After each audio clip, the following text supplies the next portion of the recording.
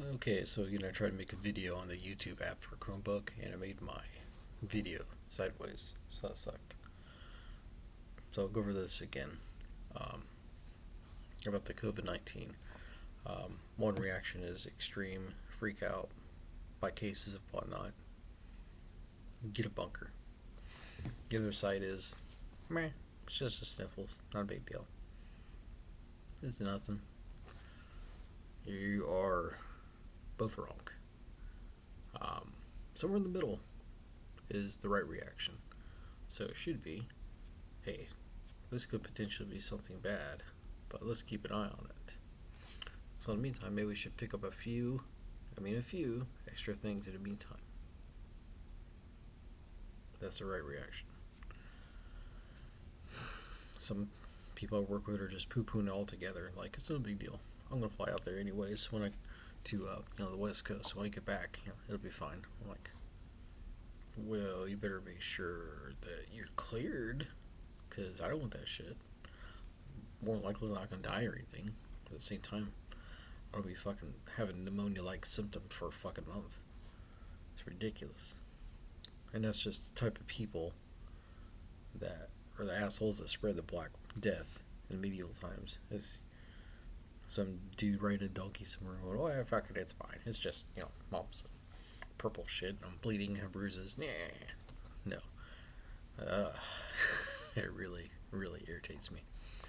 But, it should be about buying a few extra sanitation things, some extra wipes, not hand sanitizer so much because when you use it, it kills bacteria in your hand, but it doesn't go anywhere. It stays dead on your hand. Washing your hands is a good thing. Wash your hands a lot and well. Um, Common sense stuff, right? Maybe buy some extra water, soda, whatever you have. Buy some extra food. Nothing crazy, just maybe a little more than usual. Um, I don't think you have to go batshit crazy about doing any of this. Common sense should prevail. Um, it took this address with the president to say, hey, it's kind of a serious thing now, so we're going to do something about travel to Europe. In the days before this, and I'm on social media, and, these other Trump guys, I'm a Trump supporter, but these other Trump guys were like, oh, we're making fun of everyone, toilet paper, oh, everyone's stupid, oh. As soon as the president gave the address, they're like, oh, it's serious. Here I am going, yeah, no fucking shit. I've only been following since this thing came out for 2 months.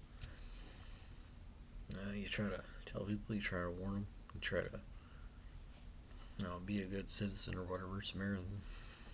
And, like Steve Quill likes to say, it's dumb unto death. That's what's going to happen. He thinks more seriousness ever happens, which is, likely. But who knows when. Most of these guys are fucked. Um, to be perfectly honest. I might be too. Who knows? We're not guaranteed tomorrow. But use a little critical thinking, a little common sense. Don't knee jerk reaction. Take your time, develop a strategy, learn how these things work. There's a great video on YouTube about the Spanish flu. It's like 40 minutes long, 40 or 45 minutes long. It's really interesting.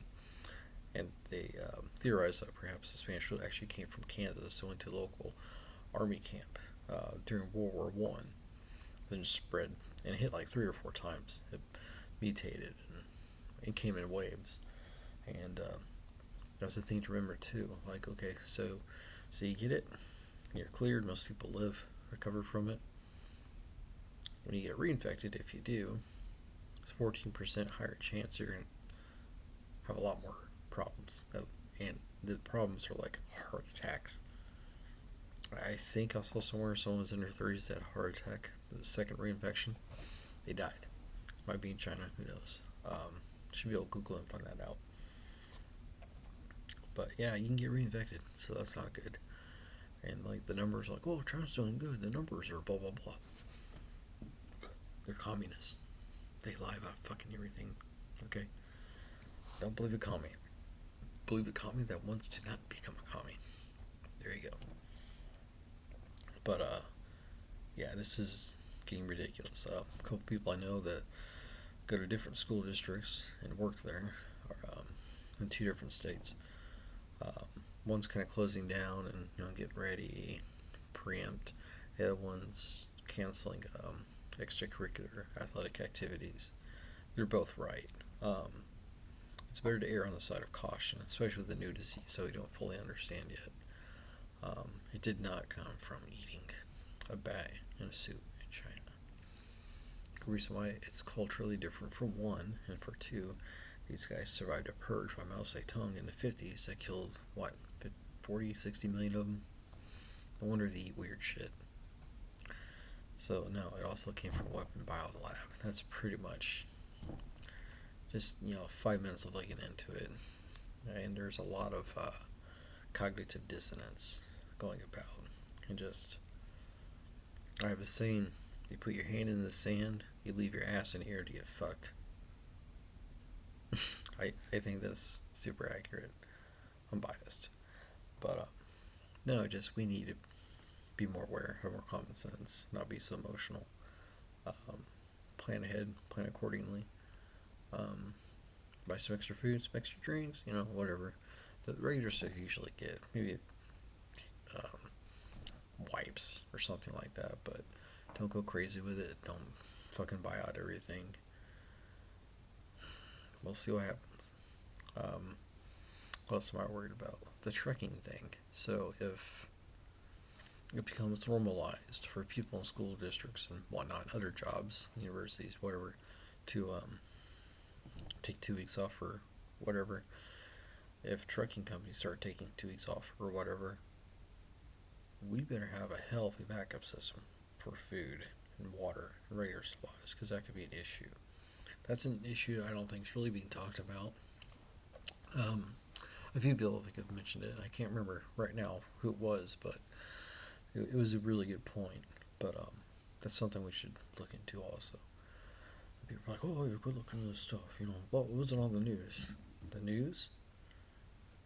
But the news is basically just parodying talking points from one station to the next. There's not a lot of diversity of thought. I was telling someone earlier that government's job is to keep you smart enough to not be dumb, but dumb enough to not be smart. Keep you happy, keep you complacent. I mean, it's called social control. It's sociology. And it's not necessarily diabolical or whatever, but it can easily be used for that. But I've ranted on long enough. I hope you enjoyed this video. Bye.